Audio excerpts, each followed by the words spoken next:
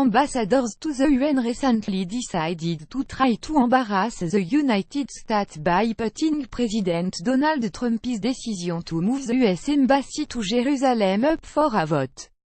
In all, 128 countries voted against it, calling the decree null and void, but nothing would prepare them for when Nikki Haley put them in their place with just one brutal statement. Nikki Haley left the UN right, photo credit, Spencer Platt, Getty Image News, Getty Image. Despite repeated campaign promises from previous presidents to move the US Embassy, none of them made good on their word. Even though both Democrat and Republican leaders over the past several decades have always said that Jerusalem is the capital of Israel and the fact that the 1995 Jerusalem Embassy Act passed with Democrat support, sadly, it just never came to be, that is, until Trump. I fulfilled my campaign promise, others didn't. pic.twitter.com/bidaumpvj. Donald J. Trump, @Real Donald Trump, December 8, 2017. President Donald Trump, on the other hand, announced that not only would the US Embassy be moving to Jerusalem, the move would be taking place within the next 5 years, and the only reason for the delay is because the facility has yet to be built.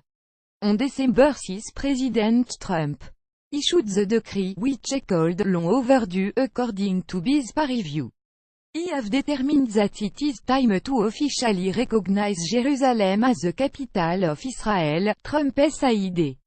While previous presidents have made this a major campaign promise, they failed to dare.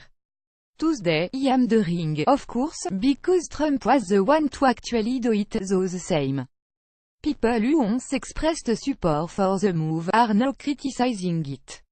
As one would imagine, other countries have joined in on the attack, despite it having absolutely nothing to do with them. Making matters worse, the rest of the world has most recently sought to try to embarrass America by putting the resolution to vote.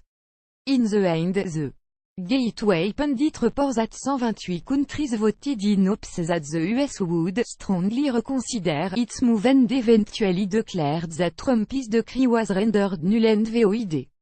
Despite the fact that the US ambassador to the UN said that America would be taking 9 months, the heavy majority voted against the move. In all, only 9 countries backed Trump, and they included Guatemala, Honduras, Israel, the Marshall Islands, Micronesia, Nauru, Palau, Togo, the United States. It seems that not even threats of cutting off funding to the UN and foreign aid to countries that voted against the resolution proved enough to sway the vote. Too bad for them, Haley just push and every one of them in their place. And it took her just one sentence to do it. America will put our embassy in. This vote will make a difference on how Americans look at the @1, and on how we look at countries who disrespect in the 1. pic.twitter.com/ncclpxjkff4, US Mission. To the 1, @US1, December 21, 2017, America will put embassy in Jerusalem, she said. No vote in the United Nations will make any difference on that.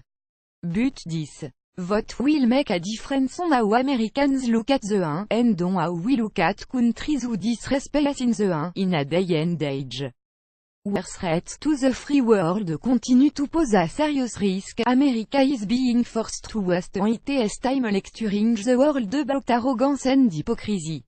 When it comes down to it, where we place our embassy is no one else's business except that of the country we place them in. Seeing how Israel is in favor of the new location, well, nothing anyone else has to say is really relevant whatsoever.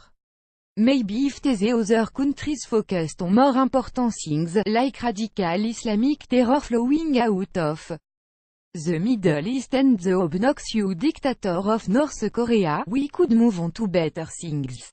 Instead, the 128 countries that wanted to make a statement in the UN are doing more harm than good over matters that don't concern them. even worse yet, they may have just made things exponentially worse for themselves, and I have a feeling they'll understand just how bad they messed up when America's money stopped coming in.